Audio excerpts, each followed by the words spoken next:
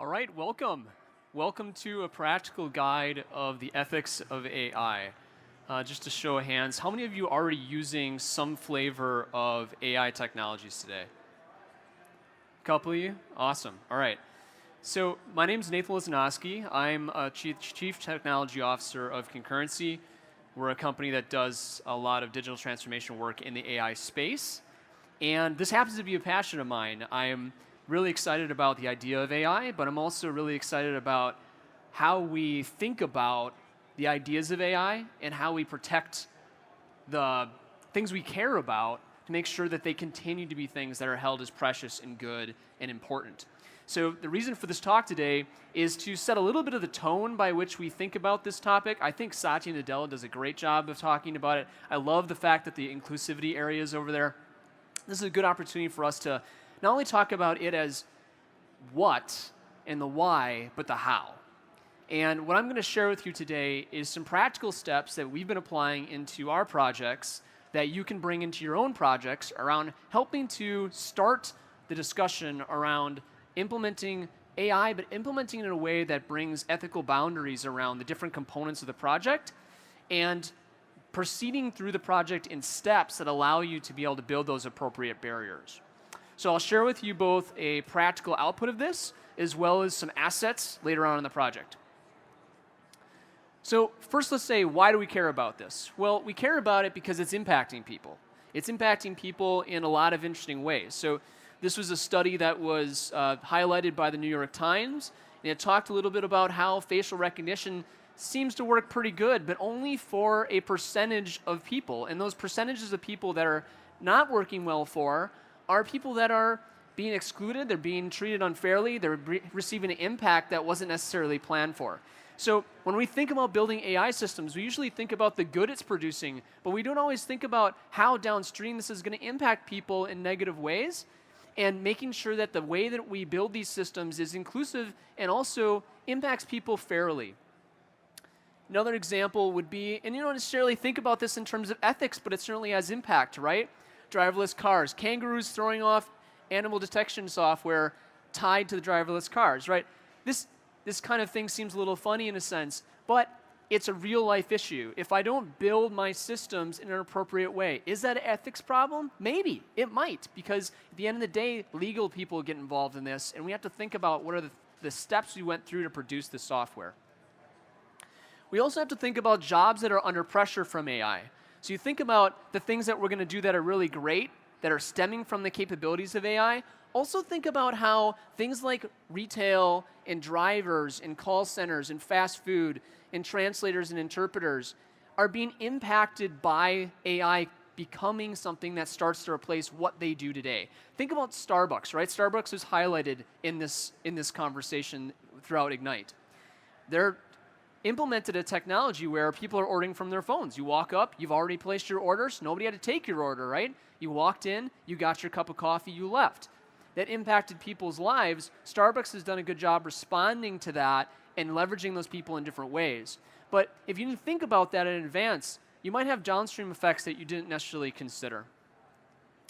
So at the root of this is something I call the human difference. And this is why we care. This is why we care about this. And if you take nothing from this session today but this, it's that remember the reason we engage in technology, the reason we engage in AI, the reason we do what we do, it's because of people. It's because people are important, and they're important enough to be able to be the focus of what we do. They're not just a means to an end. You think about doing technology projects, people are oftentimes a person producing a job that then has an output that does something, right? That's thinking about people as a means to producing an end. People have value in and of themselves. So when we embark on an AI project, the first tone to set is that we have to think about the people impacted and think about how this technology makes people the best version of themselves. How are we positively impacting the people around us by leveraging technology? So that way we not only get the business outcome, but we also get a people outcome, a social good at the end of the day. The human difference, our children, is why we care about this topic. So after this session is done, not only will you have some steps by which you'll use to make this happen, but you're also going to have a variety of download links that you can go to get the links that I used in the session, but also get these steps. So I'll show this up at the end as well. All right, so step 1, define the mission. You're going to try to accomplish something with AI. It's something important. It has a goal. It has a vision. It has a direction. Define what that mission is. Get alignment that it matters. Get alignment that it's something that's worth pursuing. All of you start to do that. You're already doing it with the AI projects you're starting to get ready with now. When we embark upon a project that has a mission tied to it, it has an impact. What is that impact? Define the impact statement. In the same way that you're defining a company statement, define the impact statement of your AI project. And define it in human terms. Define it in human terms regarding who it impacts, how it impacts, what the result in terms of customer impact, business impact, organizational impact is going to be. Set that tone for what the direction of it is in a hypothesis-driven way regarding this is what we're setting out to accomplish. Track that to the impact on the human potential. The impact of the human potential is about how does this change the way that people interact with humans and AI. If anybody went to the alt session yesterday, I thought that was a really interesting take on the impact between humans and AI. I want to share with you an example that accomplishes a business good while accomplishing a social good. A business good while accomplishing a social good. This example is some work that's been done at Clover Technologies. They set out to say, how can I do a better job of acting within the context of the manufacturing floor? But the other part of that question is, how can I enable people with disabilities to be able to work within that manufacturing floor who previously were not able to work within that manufacturing floor environment? How can I enable them to be able to be more capable than they were previously to do jobs that they weren't able to do previously? So when they set out to do their mission, they said, yes, we want to enable the manufacturing floor to be higher quality, higher capability, more effective. But they paired that with there's millions of people who are excluded from the ability to be able to do work because of their capabilities cognitively. How can I enable them with technology that lets them do it better? So I'm going to play a video for you. I think it's worth a couple minutes of our time for you to see this. So this is an individual with cognitive disabilities, and you're going to understand that, and then he's going to be able to use a technology where he starts to navigate a manufacturing floor, is provided with focus via AI, and is able to pick different things that he needs to gather on the manufacturing floor.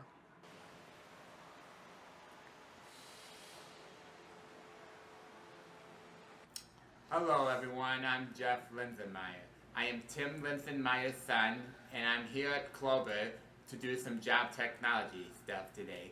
And I'm going to be working in that warehouse today, and just testing out what I have to do. So hopefully this works out really good for me. So let's get picking. Go. So this is a hand scanner, and he's putting on a headset that provides him with auditory input. Hello, Jeff. Nice to see you. Ready to go? Till, let's do some picking. Please scan the cart that you will be using today.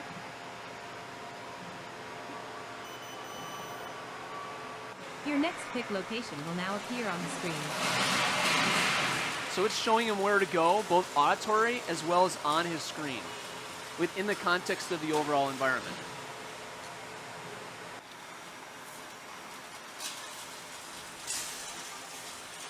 You are approaching the bin. Please scan. Scan the item. Pick 2 of them.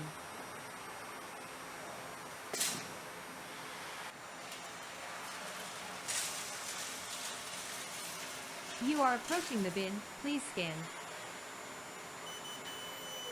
Wrong bin. Item below.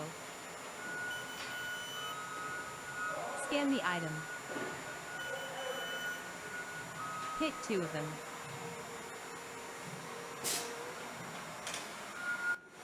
Do you feel like continuing with picking? I like to keep going.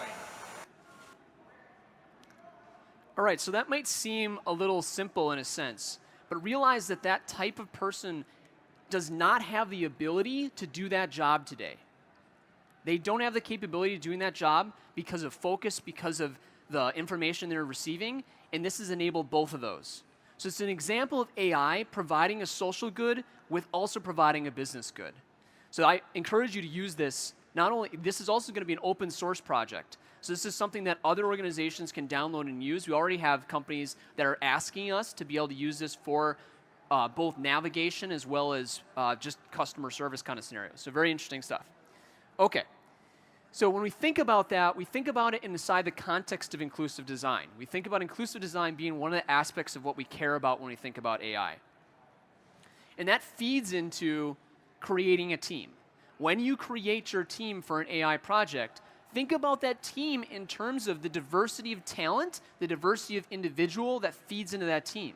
If you're producing a team that's just a bunch of people that are all the same, you're not going to necessarily be able to gather all the right information to be able to understand the perspectives necessary to be able to test and ensure that your product that you build is a fair one. Very important that you're gathering perspectives from a diverse audience to be able to accomplish your mission. I love this thing from Microsoft where they say, nothing about us without us. Nothing about us without us. That speaks to me exactly what inclusivity is about. That idea of empowering everyone requires everyone. And that's something that you build into your products. The next thing to do is to build an understandable model. There's been some good sessions this week on building models which are understandable, that are glass box instead of black box. And what that does is it requires you to build something that you can architect in a way that can be edited and managed and operated later. So when you define a model, it should be hypothesis-driven. It should be based on previous learnings. And in here I have a link around some sort of getting started ideas that Microsoft has done around building certain types of models that are maintainable. Models that can be used that are starting to build on intelligence and thought that have gone before us that we can edit and manage over time responsibly. Things where I can sit down and say, this is the architectural model that works. I'm not building this from scratch anymore. I can start to build on intelligence that has gone before us. Understanding those gaps proactively, documenting the mistakes, bringing that back into the model. Very important to build understandable models. The next is to examine the inputs. Examining the inputs is that, you ever hear the term garbage in, garbage out? I think we've all heard that. Well, the problem is that a lot of models are built on faulty data. And you can say, well, what's the deal? How can data be faulty? Well, data is based upon how we train it. If I train data inappropriately, I'm gonna have an outcome which is inappropriate. If you ever read anybody read Excavating AI? You heard about that before? No? Okay. So there's a great researcher, Kim Crawford, who's part of the Microsoft research community on AI. They did a project called Image Roulette, which uses ImageNet, which is 14 million images which are used to train many models that exist in the wild today. The problem with ImageNet is that it contains a lot of data which is very faulty. A lot of things have been tagged inappropriately. They've been tagged in straight up racist or inappropriate ways. So you're in this situation where data that's tagged inappropriately is being used for model creation that is used downstream. Excavating AI highlights a lot of those scenarios. So when we think about building a model, think about the data that goes into that model, and that's where the diverse group of people building the model makes sense. If you don't have a diverse group of people that are involved in training, understanding outputs, thinking about how it's going to be used on those inputs, you're going to have bias, you're going to have dependency, you're going to have tampering. That situation where ethnic minorities were coded as different than non-ethnic minorities, for example, that's because the people building the product in that culture were not ethnic minorities, right? They were in this group to say, oh yeah, I'm going to build a model, it works for me, but if it doesn't work for someone else, you're excluding them and you're impacting them in a serious way. Number 7, metrics and auditing. You need to be in a position where you can determine if the model's working. And not only if it's working to achieve some kind of outcome, but if it's working to achieve an outcome which is an appropriate one that is fair, one that is not excluding people, one that is enabling people to be able to get the right result, but a result that's based on good data. So you need to build a system that is receiving metrics out that you can test and validate. A lot of people build a model, they produce data, it starts to do something good, and they're like, cool, as long as it keeps doing the thing I think it should be doing, we're okay. But you have to consider the wider spectrum, right? What are the stuff that's happening around the model that might not be appropriate? And if it starts to not do something okay, how do I know? Do I have a way of monitoring and testing it? Who finds out? How do I respond to that situation? These may not feel like big things right now as we're starting to get off and build a model, but as a person who's built models that are in production and being used, if I didn't do those, if our company didn't create those, we'd be in a heck of a lot of trouble. So one thing to think about is something called FairLearn. This is a great asset that was produced by Microsoft, and it is another asset that you can pull off the shelf to start looking at how you can evaluate the models that have been produced and ensure that it's producing good data that is fair. Now you could say, this isn't just like insert function fair yes or no, right? That's not how this works. But as we start to get assets that allow us to look at our models and do it better, this can put us in a better position. Number 9, limitations and guardrails. This is around understanding what is normal, what is not normal. So a well-known example of this is a study that was done on Compass, which determines whether or not people will be jailed or not jailed. So you want to talk about a really practical example of impacting people's lives based upon data that is based on a variety of factors. Compass is a good example of that. Do I go to jail? Do I not go to jail? Now, this isn't a binary system, but think about it. Like, if the system says this person should go to jail, this person shouldn't go to jail, how much leeway do I give the person making that decision? How much do I apply guardrails to that to help them make appropriate decisions? And how much am I testing the model to be able to have it so it appropriately reorients itself to be able to put the right people in jail, whereas the right people in jail and the right people not in jail. This is a great example to take a read through this to understand exactly how challenging that technical problem is. Because it's not just technical, it's also a political problem, it's a legal problem, and it all comes back to how do I build a model that actually does what I need it to do, and then provide guardrails around how it tests it. All right, next is outputs and validation. Understanding what the system produces, how it's consumed, how it's used. Sometimes we produce models and we don't necessarily know exactly how they're going to be used. We need to understand that. It goes back to the mission, right? I build a model, it does something. What if I build a model in a corporate environment that's used in a variety of ways? Someone starts using that data who didn't understand its intent. This comes down to good documentation, where the model is tied to an asset that says, here's the use of the model, this is how the data is intended to be used. If you don't use it for this intent, it won't serve you properly. Giving good content around that is really important. The next is a plan for retraining workers. Investing in retraining efforts tied to replacing certain types of jobs. Look, we've been replacing jobs forever. We don't build like as many horse hoofs or any horseshoes anymore because we don't ride horses to get to work. So we do replace jobs, but retraining those workers is a really important part of this project. This is an opportunity for us to be able to empower the economy and empower people to do more with their lives. If we just consider ourselves to replace the job but don't invest in retraining, we're missing something. So at the end of your project, as you're implementing in production, your plan also needs to include retraining the workers whose job was affected by the project and helping them to lift up their skills to the next level. These are examples of jobs that AI creates, the allowing for us to be able to do more. You saw the example with Clover. That example creates jobs. It doesn't just take something away, it creates something new. The 13 and 14 is around product thinking. The idea of continuous engagement. A lot of times in technology, we think of, I'm building something, I've produced something, it's done.